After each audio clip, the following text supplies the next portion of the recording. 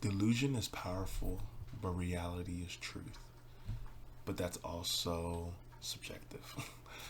I think the delusion, especially when chasing the idea, can be so powerful and help you become these things you want to do. Like the purest focus is delusion, right?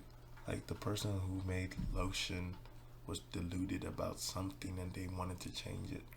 The mic I'm recording now was delusion. The camera that we use, delusion. But then reality is something else. I think sometimes I and lots of people fall to delusion, to an unhealthy reality. I was watching a video by Patrick CC. Shout out him. I love that channel. I think I like in-depth videos that make me feel like I'm learning. I think that's probably my style of like YouTube that I like. And it was a video from a year ago about like Will Smith and Jada Pinkett. And in the video, a line that stuck out to me was when Willow said, I don't think we are the idea of daddy's perfect family or something like that. And Will was admitting in the podcast thing that like he was doing things as a way of like for himself and him trying to show love for somebody.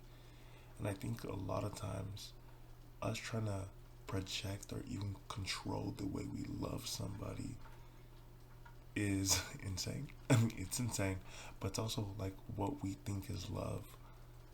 If you love somebody, you make the choices to make sure they feel love. And a lot of times we can be very selfish.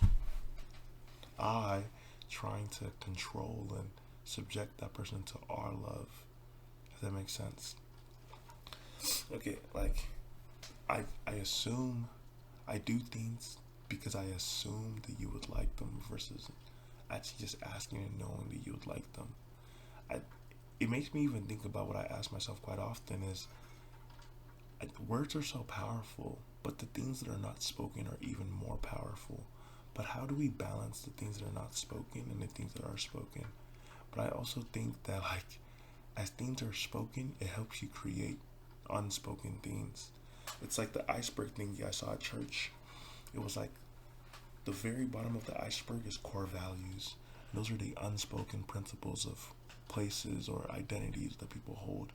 So an unspoken value in Christianity is what's spoken, but an unspoken value should be continuously love, love, love, love, love.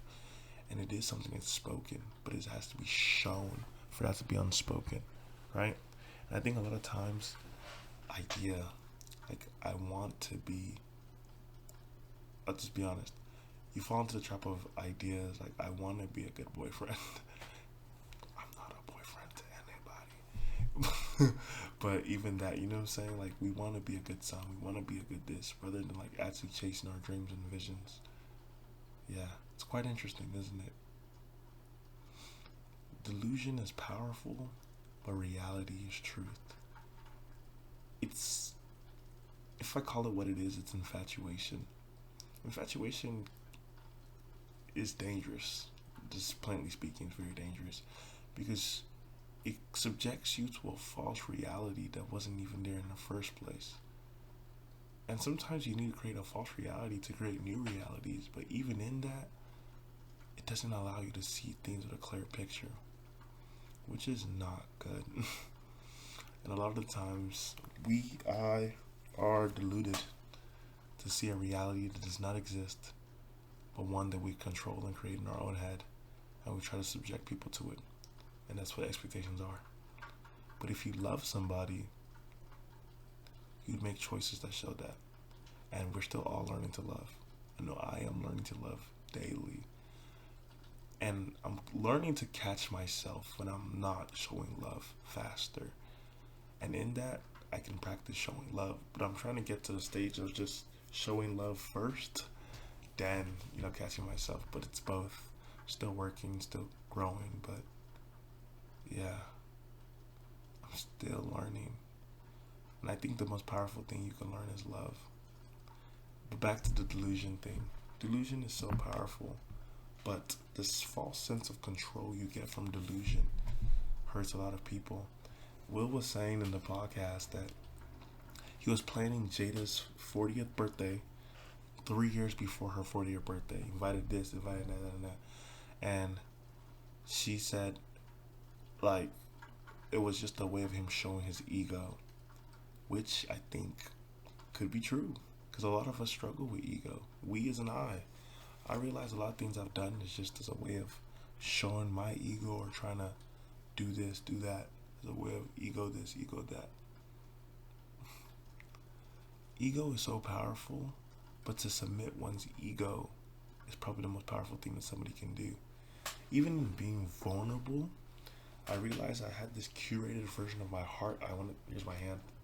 I wanted to let out, but the real vulnerability is actually putting your heart out there instead of the controlled version. Yeah. Just some thoughts, and hopefully that shifts your perspective. I think it will, if you have an open heart while listening to this. Yeah. Learn to love. Seek perspective, as in asking the other person how they feel. Truly ask them how they feel. Communicate, and don't just leave the ball in someone else's court.